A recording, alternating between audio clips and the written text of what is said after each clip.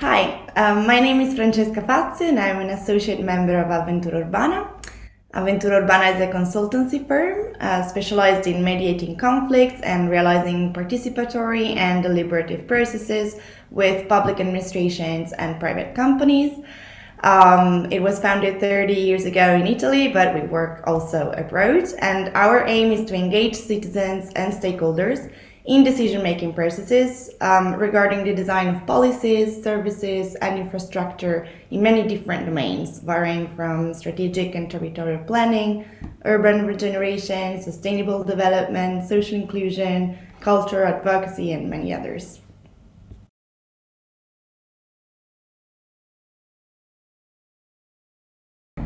So oftentimes participation is deemed to be inclusive per se. However, in our experience as practitioners of participatory processes, we have noticed that marginalized people risk being left out unless we adopt specific measures to ensure their inclusion. And this happens especially with open call processes, which have the advantage of welcoming anyone who has an interest in participating, but tend to be characterized by an over-representation of certain demographic categories, notably, and here I'm quoting the OECD guidelines for citizen participation processes, those who are older, male, well-educated, affluent, white, and urban. With closed call processes, so those where participants are selected based on a set of criteria, one can guarantee a better balance of different points of view in the process, but specific measures are still needed to ensure inclusivity. In fact, it's not just a matter of how you select participants, but also of how you design and manage the process.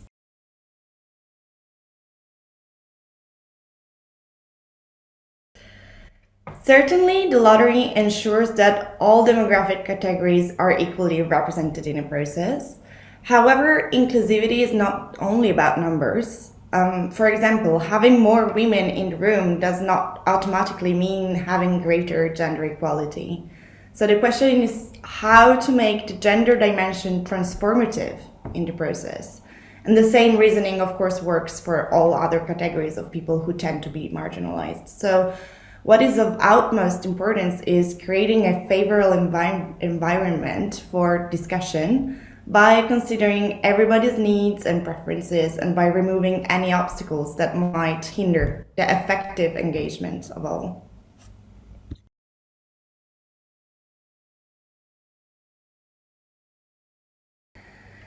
Designing a gender-balanced stakeholders max, for example, in the beginning is certainly useful, and also conducting outreach activities to inform and encourage the female public to take part to the activities can surely improve the gender balance of the process.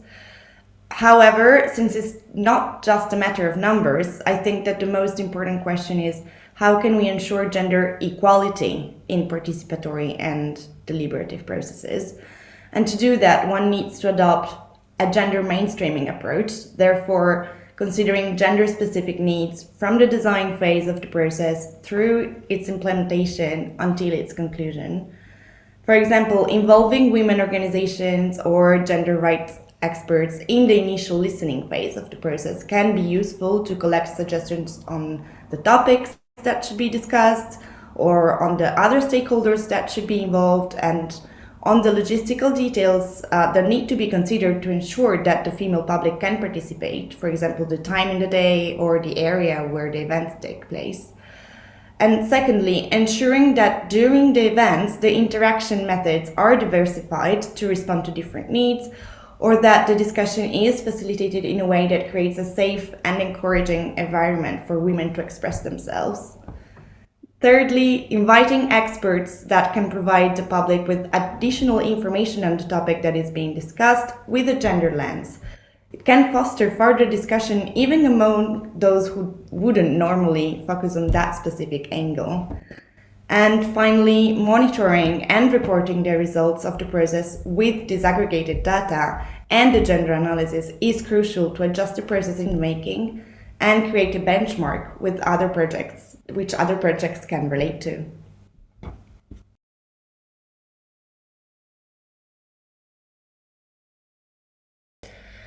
So for sure, one needs specific skills and dedicated economic resources in order to planify since the beginning all the measures that need to be taken to ensure that the process is inclusive. So this means actually that the policymakers or the institutions who are commissioning the process should have that kind of sensibility since the beginning, the selection phase of the project manager who will manage the process. And also, of course, a fruitful collaboration between the project manager and the institutions throughout the process is key, because also sometimes one needs creative solutions throughout the process to respond to specific needs that come along. And thirdly, I would say, of course, guidelines.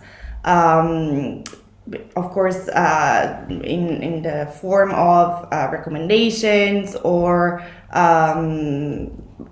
specific support, for example, in order to also help practitioners ensure that they will conduct the process in an inclusive way.